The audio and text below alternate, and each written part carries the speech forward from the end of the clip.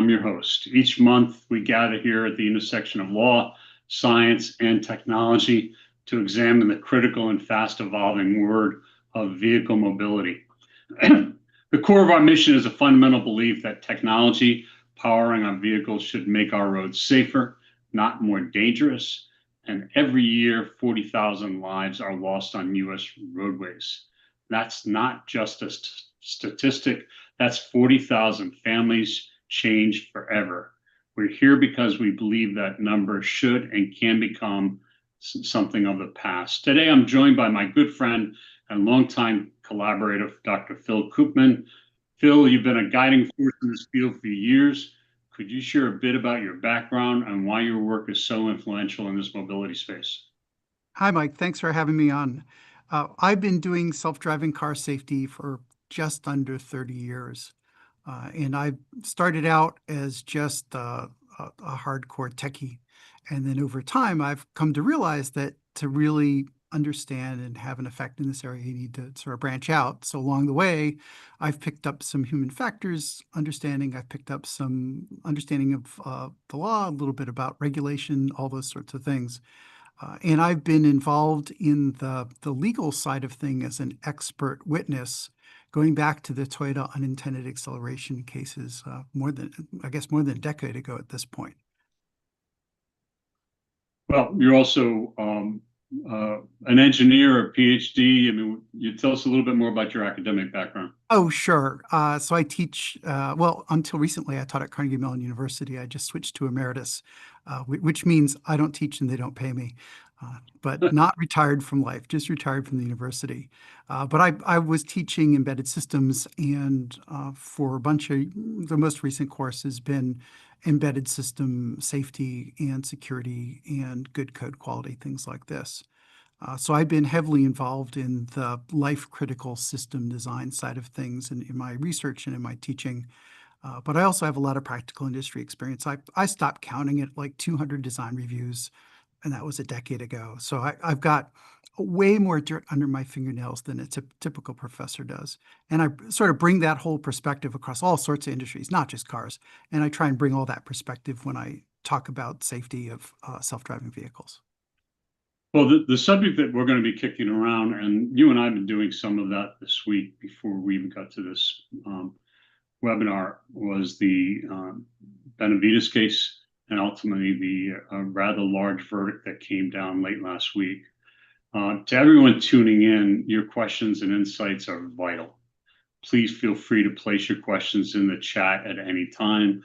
We're committed to making this a true conversation, so we'll do our best to address as many questions as possible. No filter, no pre-screening. All are welcome because every perspective helps move this conversation forward. And ultimately, we're here for a serious purpose: to learn, challenge each other, and to come together in a safer environment for safer roads as mobility tech continues to advance. Thanks for joining us and for being part of this important journey. I'm going to go to a very brief summary of the Benavides case. So, and I assume that's why a majority of you have tuned in. So, this accident happened in April of 2019. It was a Tesla Model S, and the vehicle was allegedly in autopilot mode, and it struck a Chevy Tahoe, hit pedestrians, and unfortunately, one of the pedestrians died and the other was seriously injured. The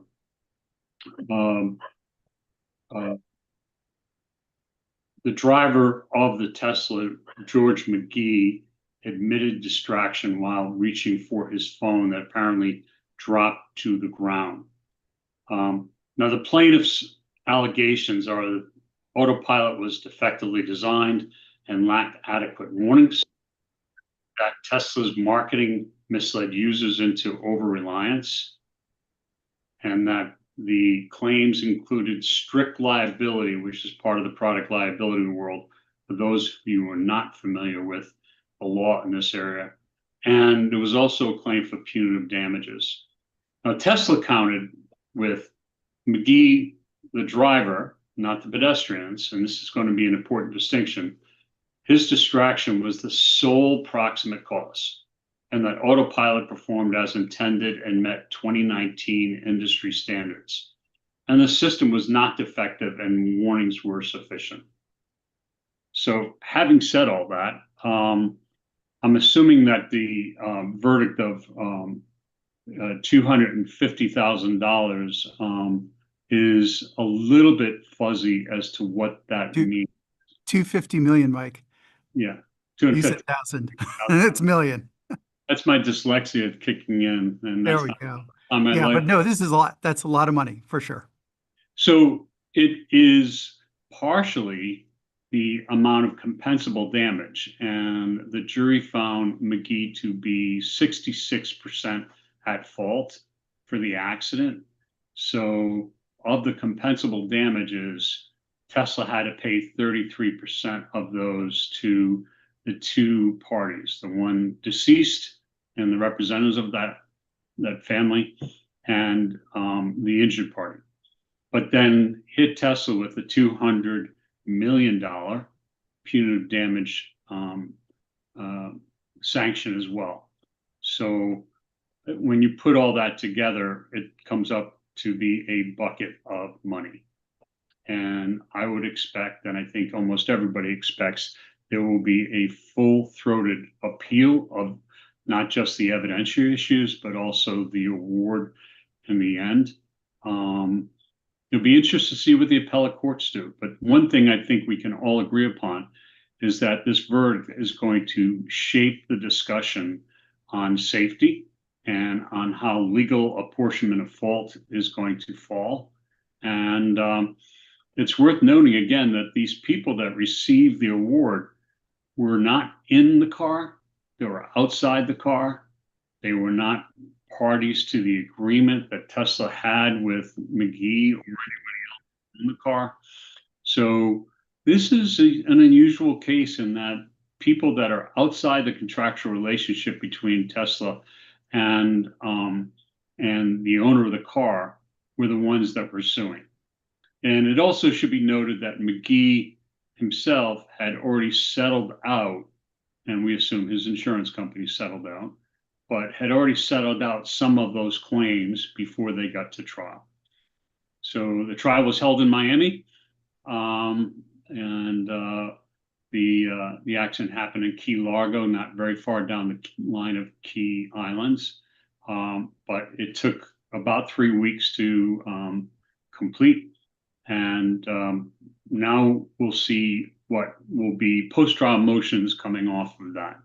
But Phil, just having started off with that, do you have any thoughts about the kind of story that a jury would have heard about the type of accident that took place and what kind of controls would have been in place, and your observations about some of the reports coming off the trial? Let's start with a slight backfill for folks who aren't lawyers. I'm not a lawyer, but Mike is. When you say punitive damages, my understanding, the bar is set really high, that's not something juries can do casually. So could you explain when they, how high was the bar to decide punitive damage? I mean, that's in my layperson understanding, punitive damages, the jury must be really, really upset with Tesla for that to have happened. Yeah, so in a negligence case, a jury has to decide by a tipping of the scales or a preponderance of the evidence. And if you watch enough criminal cases, you hear beyond a reasonable doubt. These are the standards that we work towards. So in criminal settings, if there's a reasonable doubt, you must acquit. Yeah, but this was civil, right? Civil, and you slide in between those two, this tipping of the scales 50-50 and beyond a reasonable doubt, to something called clear and convincing evidence.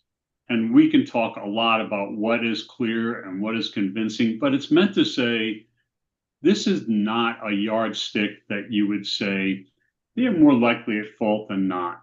It is so clear that Tesla did something that should be punished. Right. And the amount of money that is awarded has to have a relationship to the amount of money that was awarded for the negligence claim, but it's meant to deter this defendant and others from doing similar things. So this is a jury finding it's not even close. For sure, Tesla acted. Is it? I don't know what the words are in Florida, but reckless disregard is the kind of words you tend to hear. And 200 million is we're sending a message. I mean, that's what I got out of it. Yeah, you should. And the way you need to look at this is you award punitive damages for criminal conduct or reckless conduct. And Yeah. again, we start to draw lines in this of what's negligent conduct, what's reckless conduct, what's criminal conduct.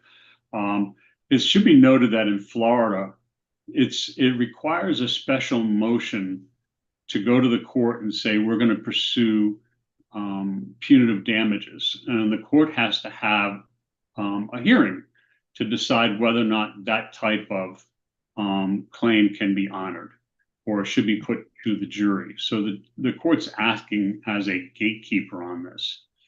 Okay. And while we're talking about what the court did, it's also important to note that throughout this trial, Tesla was trying to keep a lot of the evidence that was going to be submitted to the jury under seal, and in essence, not keep it public. And the judge here said, no, not in my court.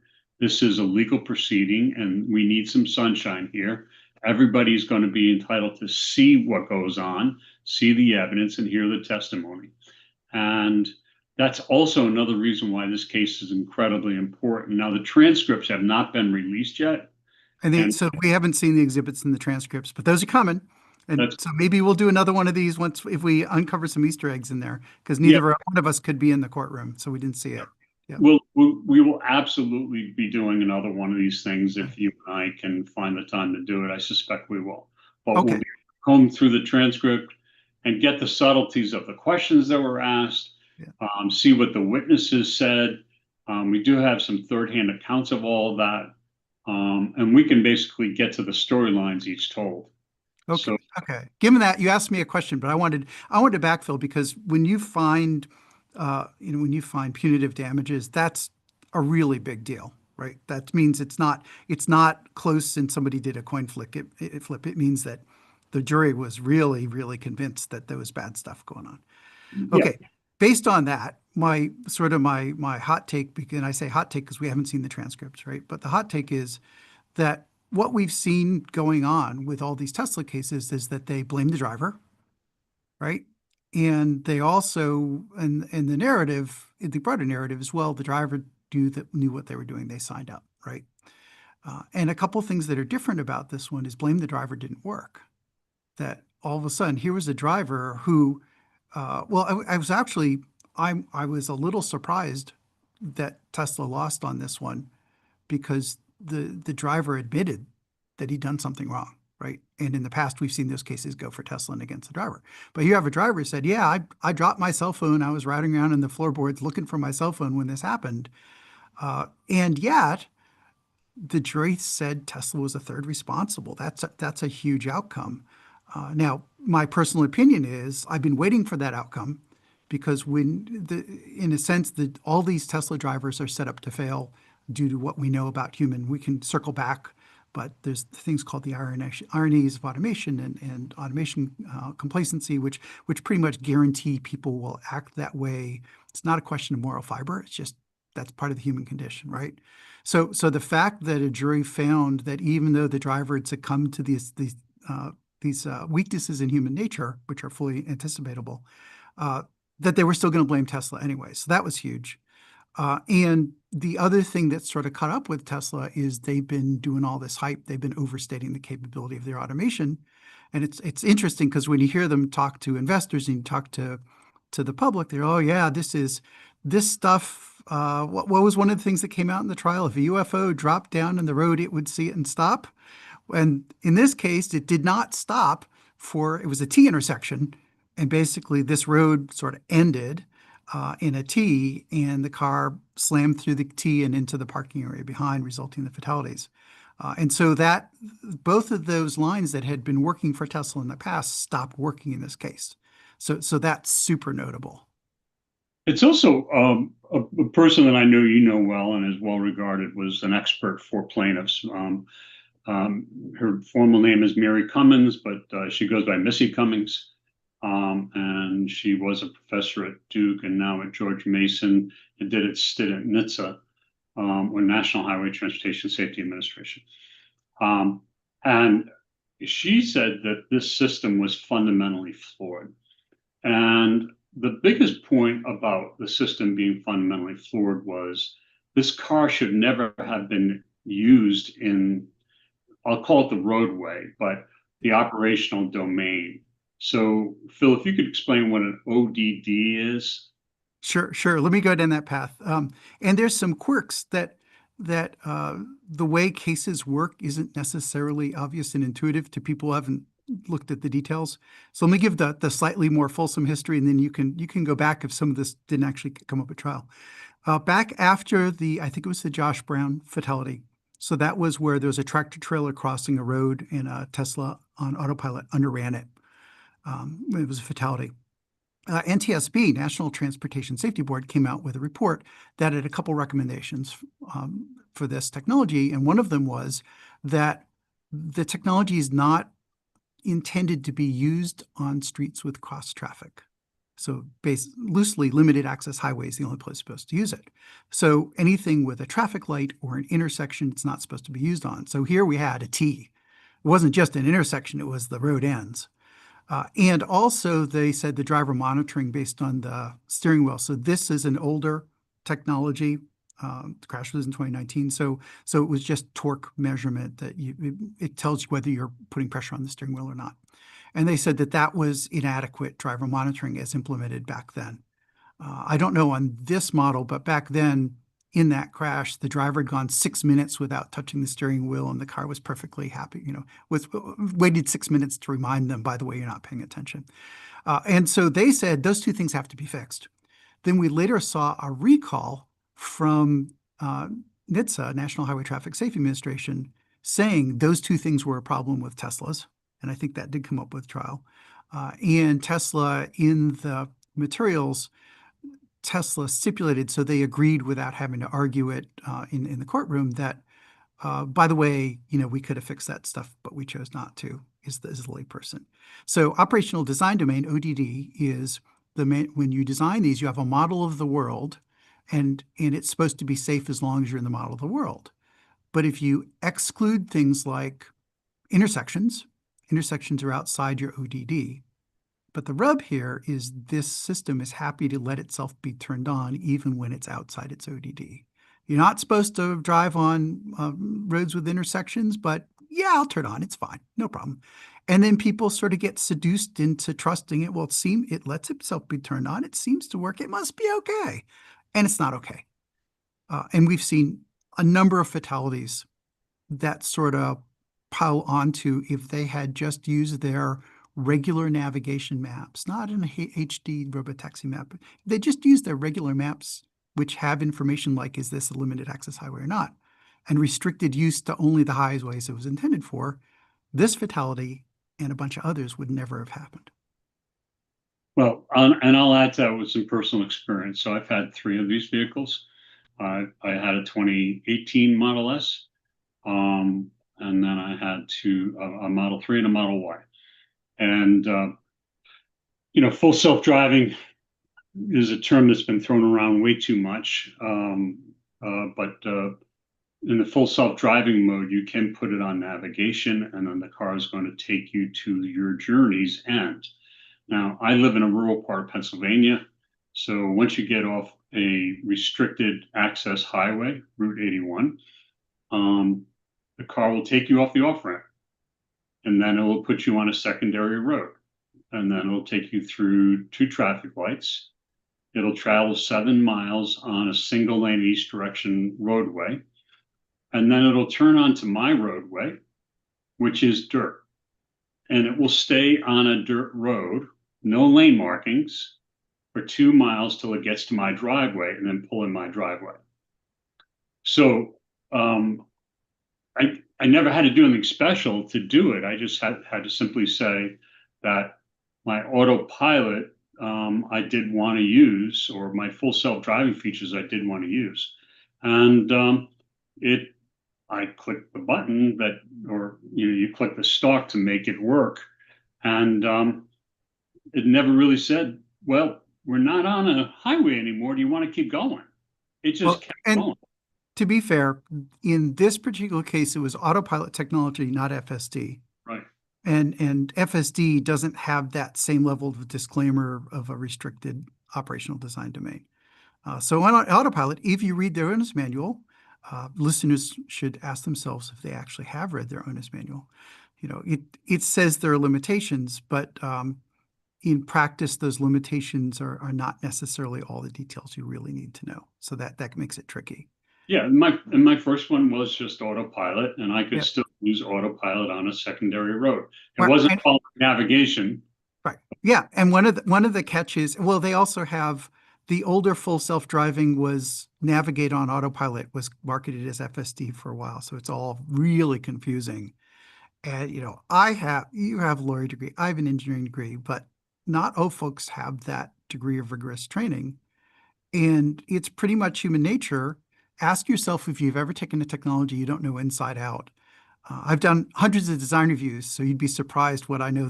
I've seen the software of like the thermostat in my house and stuff. But for ordinary folks who don't have that experience, if you turn it on and it decides it's okay to be on, then it's probably supposed to be on. And it's as simple as that. And that was one of the problems with autopilot is you could turn it on in a completely unsafe place.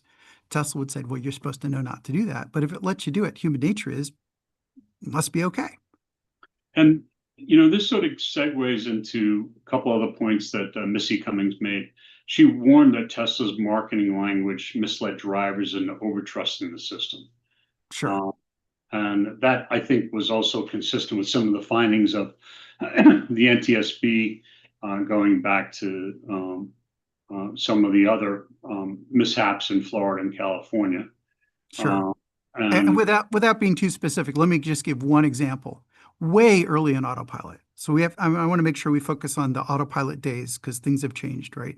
On the early days of autopilot, you had 60 minutes and you had Musk driving the car and he takes his hands off and see, there's no hands.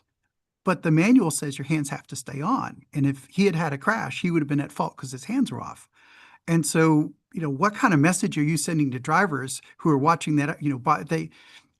One assumes he was trying to sell his vehicle. That's why you would go on 60 Minutes with the demo, right? And it's like, here's the head of the company who understands everything there is to know about it, taking his hands off must be okay. I think that's a reasonable conclusion for a viewer to come to, especially who's not technically sophisticated. And there's a word for that. It's called autonomous washing. yeah, and I could add some, personal color to this autonomous washing of that 60-minute episode. So Yeah. we tried a case against Tesla about a month and a half ago, and we wanted to get to that 60-minute episode. That 60-minute episode, the video, no longer exists. You cannot find it. Imagine that. So, And it's important. It isn't just Tesla who does this. So General Motors had the "We Will Rock You" commercial where the driver was clapping along, and they got such blowback they took that guy down pretty quick, right? So this is an industry. It's not just a Tesla problem; it's an industry problem. But in this case, the fact that Tesla was basically the poster child for this, yeah, came home to roost. They came home to roost in this case. yeah, they were further ahead, but like you've said, there were other. I mean, Hyundai did the auto train, or maybe it was a Genesis, but related to Hyundai, Yeah. where stunt drivers are jumping out of sunroofs. Yeah. And Wow. I missed that one. Yeah. I'll have to send you a clip on that. But Yeah. um, the the driver in front is driving in some version of autopilot, but it's dragging along cars that are following that car Yeah. identical, and all these other drivers have jumped onto a flatbed truck running alongside this, and Yeah. you know, and recently, there's a Jurassic Park commercial where, and this is in my LinkedIn space, where it's a new version of Jurassic Park, but it's touting the new Jeep, and the person in the lab says, "I'm not sure the driver is going to survive, but we're getting great data." Yeah, people are enjoying making fun of that.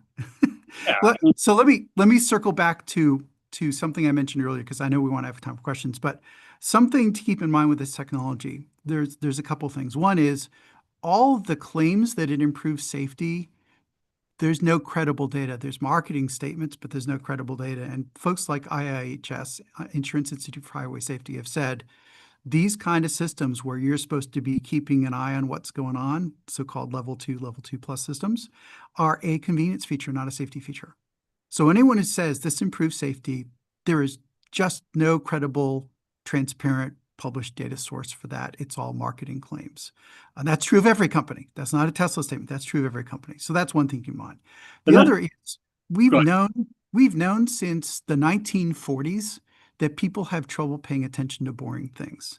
And we've known since the 1990s that that applies specifically to driving automation. When you automate steering, people drop out.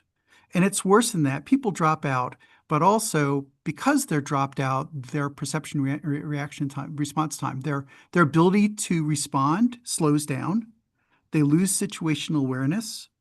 And basically asking someone to sit there and watch a system that works really well, that works impressively well almost all the time, and then jump in and stop something when they're about to die is basically asking them all to be superhuman. And then when you hold them responsible in a courtroom for not being superhuman, that's just not a good outcome. I mean, you can say, well, they should have known better. They signed up for the risk. You can say all that stuff, but it's not going to stop the next fatality because asking people to be superhuman doesn't work out. And as you pointed out at the earlier, the thing that's really interesting about this case is the two victims, they didn't sign up. They weren't in the car. So Right. I think that may have a lot to do with the verdict we saw. Yeah, and I mean, how are they going to react to get out of the way? We did talk about human There's no factors. way. There's no way they could have got. I mean, they're out there stargazing. They're literally stargazing. You Yeah. have an electric vehicle which doesn't make a lot of noise coming at them at above the speed limit. And yeah, the driver acted badly. Everyone admits that, including the driver. But the driver was also put in a position that eventually that kind of crash was going to happen. And if not to that driver, to some other driver, it was Well, going to. let's talk about the human factors part of this. And last time you and I spoke on stage about 2 months ago, we brought this up. There's a 2015 Department of Transportation study that was also written by some OEMs, and NTSB was involved. And it's hard to pin down exactly how long it takes for a human being just to wake up. But it looks, based on the situation, it's somewhere between 1.7 to 2 seconds just to have the, oh crap. Oh, I have that's to, on a good day. So I've recently dug into those numbers. yeah. If you look at the traffic design handbook, it says 2.7 seconds is perception response time. And that's for, I think, 85th percentile. And it doesn't talk about the 99th.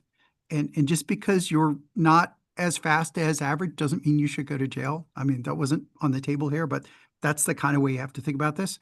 But that's for drivers who are in a simulator saying, I'm waiting for the red light. Maybe some of the viewers have done that where I did that at a state police location once where there's a red light and a green light and you got your foot on the gas and you're just waiting for that sucker, right? And if you can do it in under a second, some people take longer than a second, some people under a second, but that's not, oh, the car has told me in this case, the driver testified, oh, I trusted the car to take care of me because everyone said it would do the right thing. So I just wasn't as uptight. And you see numbers up to 10 seconds, 25 seconds, depending how complicated the environment, 40 seconds, depending how complicated the environment is. And so the automation complacency is you're used to this thing driving excellently for mile after mile after mile after mile. You're not going to be below 1 second responding when all heck breaks loose. It's going to take you a while to go, what was that? What's going on? I don't, and then it's too late. That's the Yeah, problem. because there's these And three. that's not lack of moral fiber because you didn't pay attention. It's called being human. That's what people do. Yeah, I'm reminded of that scene and when Tom Hanks is the pilot in the plane that lands on the Hudson, and they said you had time to get back to the airport. He goes, no, I needed time to be a human, Yeah. and okay, And give me if you know what's happening, it's easy to say you should have done this, but in the moment, it takes a while to what's going on. right. That if you're Captain Sully and everybody thinks he's a great pilot, and he still can't be anything but a human being first. Yeah, So that's just and the way it is. that 2 seconds is just to wake up and realize something's going on. Then you have The 2.7 is you're following a car and he jams on his brakes. right, and then you have to come up with a plan, which may not be the right plan. Well, if he jams on his brakes, your plan is brakes. That's why that's the best case. That's not a typical case. That's sort of the best. That's why they say to leave 2 or 3 seconds to the car in front of you, but that's a best case scenario. Right. So something unusual takes longer to process, and that's just the way it is. Well, the other point that Missy Cummings made was, the um, Tesla failed to anticipate the predictable misuse of the vehicle. Yeah. And that also was mentioned in some of the government studies in previous Tesla incidences. And predictable misuse is a concept that's recognized in product liability law. So if the product can be misused and you didn't warn of that, or you didn't take safeguards to make sure predictable misuse wasn't accountable for, you can be held strictly liable. So maybe if you can just slide into that concept of predictable misuse. I think you started to get there, but Sure. Sure. There's the issue that if you have a product that can be dangerous, people will misuse it, especially if they have an incentive to do so. And so there's years ago when I was a kid, I'd be impressed if anyone else remembers this, but there was a self-propelled vacuum cleaner, and the commercial made fun of it, that it required pressure on the handle. So there were all these commercials about people using the vacuum cleaner who would push it across the floor and then give it a scooting motion. Come on, keep going. I want to sit down and watch you vacuum. And it's like, no, no, no. You have to have hand on it. Well, so that's predictable misuse, is somebody trying to say, I have a self-propelled vacuum cleaner. But that was several decades before Roombas were a thing, right? And so now you have a car, and if the car lets you play with your cell phone while you're driving it, people are incentivized to do that. And they've been told it drives safer than they do, so there's no harm in look at your cell phone. And the next thing you know, it's been a minute since you looked up at the road. And that's how people are wired. And you could say, well, you shouldn't do that. And it's true, you should not do that. But sending that person to jail or finding them out of existence or whatever is not going to stop the next person to do it, because you're trying to deny human nature. So predictable misuse, so there's intentional abuse. I get that somebody can maliciously go in and rewire stuff and do all sorts of crazy stuff. And that's a harder problem. But people acting as people act is a thing. And when you put out a product, you may not realize it, but after several hundred YouTube videos of people misusing this technology, you ought to sort of get the message, you've got a problem. And the issue here was the driver monitoring. The driver monitoring allowed the system to be used when the drivers were misusing it in an extremely predictable way. Well, this many people that will point to the fact that Tesla's accumulating miles and wants to accumulate a wide variety of miles. Well, good for them, but they shouldn't put the public in danger while they're doing it, right? But I wanted to ask you, why the push to accumulate miles? Why is it important for that? Well, the story, it depends who you ask. If you ask the regulators, it was just a level 2 driver assistance system. But if you ask the stockholders and the public and everything else you hear from Tesla, they were accumulating data to build a robotaxi. And so that way they could use retail customers who would pay for the privilege of operating a vehicle to collect data for Tesla. That's been the corporate narrative for a decade or more. And then, how many anniversaries of Tesla promising robotaxi next year are we at? And sure enough, they have one out on the streets in Austin this year, but it was a long time coming for sure. yeah, Alan Moore was also an engineer on behalf of the plaintiffs, and I'm not familiar with his work at all, but I'm interested to read what his testimony was when we went in front of the jury. But one of the things that surfaced, and this was surprising, is that Tesla apparently had deleted some data and then said they didn't have it. And then apparently this expert went to the remains of the car, harvested out of one of the units. I imagine it was the self-drive Oh control. yeah, I've participated in these exercises. Yeah, Yeah, and they're hard. We have too. It's it's tough. an So, amazing. so And then, let me explain how that could, let me explain sort of how all that works. When there is a crash and the vehicle survives the crash, well, the equipment's not burned down by a fire or something like that, which in this case, the vehicle survived the crash. If there's a crash, it phones home after the crash and sends home some of the data, operating data. And there's a ton of data. There's a lot of data. You get this big, and I know, Mike, you've seen these too, because you work with them. You get this big spreadsheet down to, all right, the autopilot was on, autopilot was off, the driver moved the steering wheel, the brakes were on, all these kind of crash sensor, all these kind of things in that data. And that data gets sent via by cell phone data link up to Tesla, and they keep it on their servers. And it's really common in these cases for the plaintiffs to get hold of that spreadsheet and do some analysis on the data, which I know you work on. But there's a second place you can get the data, and there's a SD card, but we used to call it digital camera film back when digital cameras were still a thing, right? And it's a little tiny SD card that is inside the main computer. It's not an SD card the occupant has access to. You have to go behind the dashboard to get it. But you can pull out this SD card, and it has the full set of data. Only some of that's transmitted back, and it can go back to the day the car was purchased if it hasn't run out of room. And you can do some analysis on that. It's a proprietary format. It's super painful to extract that data, but you certainly can do it. And in fact, NTSB in some of their crash reports based those crash reports on having collaborated with, I think it was the Dutch version of NTSB had created some tools to extract that data. And so in this case, the clients must have pulled out the data from the SD card and use those tools, because back in that era, the tools would have worked. Those tools decay pretty quickly. It's hard to keep them running, but those tools would have worked. So they must have pulled out the SD card data to get that data. yeah, and then So for anyone in the audience, if you have a Tesla crash that is a big deal, make sure nobody touches the computer and make sure you get forensic chain of custody on that SD card inside your computer, because that's your backup in case Tesla mysteriously loses your data. yeah, and then just to make it even more easy to follow, your insurance company most likely is going to total loss this car. Yeah. And you want to say to your insurance company, I want this car put on hold until we figure out what happened.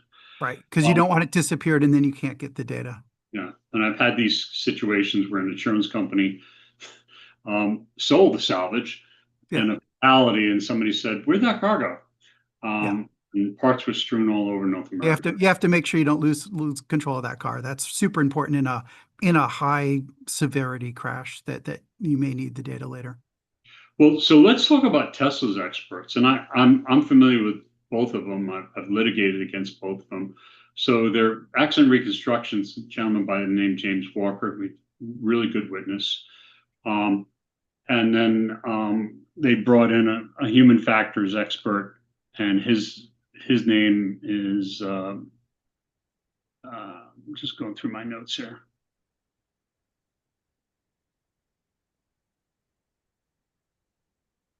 I'll get to him after I get done with James Walker. But what these experts did was they sort of took this weird position. This crash was not preventable by any vehicle system in 2019.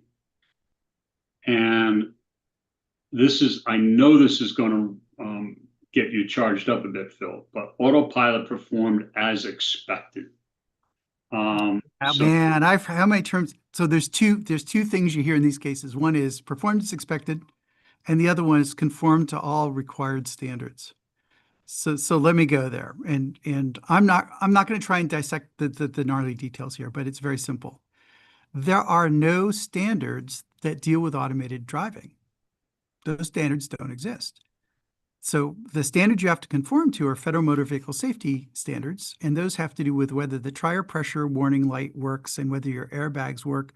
None of them have anything to do with with lane centering or any autopilot-like stuff. So conforms to standards, all applicable standards, of which there are none. They left that part off the sentence.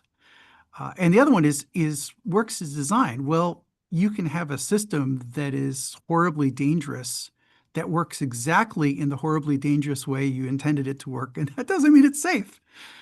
So it's a useful statement to say, well, there's no software bugs that we know of. Okay, that's fair, but it begs the question of, well, but if your human computer interaction model was flawed, working exactly as intended according to a flawed model still results in a product that presents unreasonable risk. That's where we come out. And I at bottom, and this is when I started to see them go there, and I'm not sure they had much of a choice, but they're blaming. I don't think they had a choice. That's their playbook. But and They, and their they, lawyers did what they're paid to do, and that's part of the process. That's okay. But you have to be very critical when you hear some of these talking points. You have to really engage your critical thinking to realize, what's the smoke they're blowing and what part of the sentence did they leave out. yeah, but the irony here is, and this is why it's an interesting claim to have litigated, the people that were harmed weren't the ones that were supposed to do something. Yeah. They tried to blame the driver. Yeah. And that obviously worked. The jury said 60%, 66% responsibility was the driver's. And the driver admitted that they weren't doing what they should do. But if you put a driver in a no-win situation and blame them for not winning, legally you might be able to do that, but it doesn't mean that the manufacturer should get 100% off the hook. And that's what we saw happen. That the manufacturer is like, well, come on, you built a system that was hard to be safe in. And yeah, the driver should have done better, but you don't get off scot-free on this. Yeah, and I think it sort of begs the question when you say that the driver should have done better, or it was all the driver's fault, then you have to absolve yourself 100% to make that work. Yeah. Because if it's all his fault and none of your fault, then how do you do that with emerging technology that arguably you've overused, introduced, and You've oversold, you've overhyped. It clearly violates pretty well established human computer interaction principles, right? And really what we saw historically was back in the Josh Brown, it was 6 minutes between nags. And what we saw historically was Tesla was sort of, well, they'd reduce it a little, but then we saw a fatality that was less than 10 seconds after engagement, there was a fatality. So we knew that this was a system that could have been, and Tesla admitted in this case, it could have been designed to be safer, and they chose not to. But you know what? Let's set aside the legal stuff and let me put on my safety advocate hat for a moment. When you see a crash like this, it's important to talk about blame because that's the legal process. It's a civil case. You talk about blame. I get that. But what I care about the most for safety is how do we stop it from happening the next time? And blaming the driver does not stop it from happening the next time. So whether or not you think Tesla was ill-behaved, which the jury clearly did because they did punitive damages, even setting that aside, going forward, the big question is how do you keep that from happening the next time? And better driver monitoring and more rigorous ODD enforcement are the two things that we've known for years and years and years should have been done. And I hope even now, I think there's more room to improve on those when you're using autopilot rather than FSD. And by the way, they apply to all the other companies, but the other companies who have the advanced automation, not just lane centering, but the things that are like, now this is sort of a robotaxi-ish light experience, like the Blue Cruise and the Super Cruise. Those guys do enforce ODD, and they do have camera-based driver monitoring. So we saw the rest of the industry sort of got the memo from that NTSB investigation and acted on it, but what we saw Tesla did not. Yeah, and I think that the driver monitoring system also is something that there were two camps. It was hands on wheel. Mhm. We've talked about some of the problems on that. And the other is in cabin camera monitoring attentiveness. Mhm. Uh, it seems Tesla quietly has gone into in-camera monitoring, and that They've been can sliding sort of that way. Although before you give them full credit, ask if there's infrared illumination because otherwise it probably doesn't work at night. So there's a lot of hype going on there. But an in-camera monitor that actually can see your face, not over to one side, but in front of you, that has infrared illumination is the gold standard. And the rest of the industry has been there for years. That's what you want to see. it does work rather well. I was in my Rivian this weekend driving back and forth from New York, Yeah, and um, if I just happened to glance at the radio station, yeah. it give me a warning saying, Well, "Pay attention." and Uh, people hate the nag, but the other thing we know, there were some studies about this that people think they're paying more attention than they are, and people think that they're safer than they are, and so there's that. We're back to human nature again. well, how about we invite Tracy in to see if we have any questions from the audience? Tracy, do you have anything you can share with us? I do. Yeah, we had a lot of questions come in. So if we don't have time to get to them all today and you did leave your name with your question, we will get back to you. But let's start it off here with one of our first questions that came in. We know that ongoing Tesla investigations by NHTSA were mentioned by experts. Do you think the general animus towards Musk prevented crashes, affected the jury? Do we think, just clarify the last part. Do Oh, we, sure. Do you think just the I guess general attitude towards Musk and previous crashes affected the jury's verdict? boy, it's hard to climb inside the mind of the jury. I mean, um, I'll just give you my impression of the jury, but these are huge numbers. More, the punitive damage number is a big number. The compensable damages, knowing that the parties that were already injured had received a substantial amount of money, they didn't know how much, but to value a life or to value these injuries in the tens of millions of dollars um, is nowadays it seems to happen more and more, but these would easily qualify for what lawyers call nuclear verdicts. And so you usually find that when the jury is frustrated, angry with the other party in the litigation. They're almost, in a way, adding their own punitive damages before they get to punitive damages. So, do I think some of this is about Musk? Absolutely. And I also would say, and I'd love to hear your thoughts on this, Phil. He has so much identified himself as the party who launched this platform and is bringing it to fruition. So he's made it very much about him, even though there are plenty of people in that company. So my understanding is the jurors got asked about this and they screened out jurors who were particularly anti-Musk. But Mike, you're the lawyer. I'm not going there. I watched enough seasons of Bull to know that jury selection is a thing, right? I'm not going to go past that. But one thing I will bring up is I believe they were not allowed to talk about the NTSB result with Or not. this, but they were allowed to talk about the recall. So NHTSA had a recall. So recall is the process. So the over-the-air update is the remedy. The recall is the administration process. There's an administration process where Tesla said, "Well, we don't admit it, but we're going to do it anyway." And Tesla had said, NHTSA had said, "We found time after time that there's these problems with autopilot, and we want you to improve driver monitoring, improve ODD enforcement." And Tesla said, "Well, we don't agree, but we're going to make the changes just to get this done with," where they sort of improved ODD enforcement a little bit and they sort of improved driver monitoring a little bit. But that, I have to imagine the jury heard, oh, there was a safety recall for exactly the things that the plaintiffs are saying were wrong with the car. That's got to weigh in on the jury, I would think. Yeah, so the NTSB, just to clarify that part of it, the NTSB is the National Transportation Safety Board, and they investigate all kinds of accidents and pipeline fire failures and train accidents. Air crashes in particular. Yeah. And their reports are not admissible, and they're Yeah. not a government agency. They're an investigative force. NHTSA is the regulator here, and NHTSA is charged with making sure one, products comply or at least have standards that can be complied with, and that they also are allowed to do product defect investigations.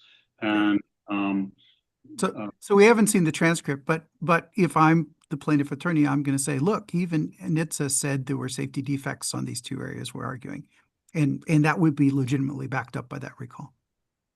Tracy, just if we can move to a couple more questions, that'd be great. Of course.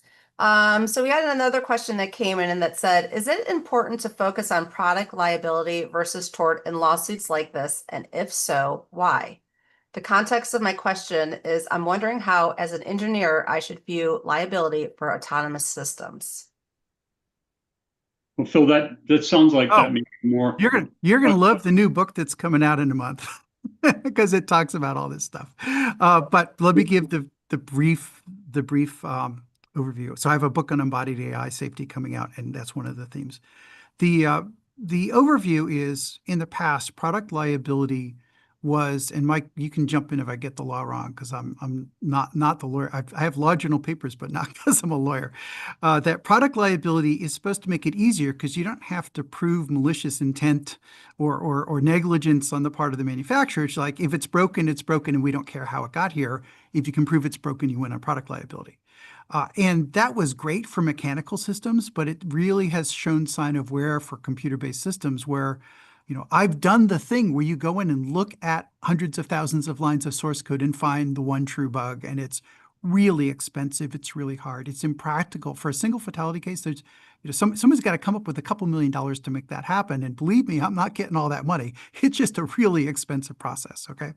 And so I think when we go to automation, autonomous systems, robotaxis, we're going to have to see a switch back to tort law where their behavior is held to be, well, you have to be no worse than a human driver on a case-by-case basis because nobody can afford the analysis. I mean, you have a Tesla, the FSD is an end-to-end machine learning, ginormous machine learning. And if you want to prove a product defect and you don't get lucky on the circumstances, it's like, so show me which transformer multiplicative weight was the one that caused the crash. And maybe someone can figure out how to do that, but if somebody asked me to do it tomorrow, I wouldn't know how to do that, right? You're not gonna be able to afford, you're not gonna win the product liability cases. So I think we're gonna have to see a shift back to tort law for autonomous systems as a matter of practicality. So here's a little bit of a, I'm going to do some tightening around some of those concepts. Product liability and negligence are both considered tort law, but product liability is its own unique animal, and it actually is a little bit about the concept of economics. So who should bear the brunt of a product that hurts people? That's really where the concepts come from. And who's in a better position? Society or the manufacturers making the product? And it incentivizes manufacturers to make safer products or warn when they can't be made safer. But you can still simultaneously be sued for negligence in addition to product liability. So I'm not sure if we say, well, we're going to treat it as tort law only, or negligence law. That's the be all and end all.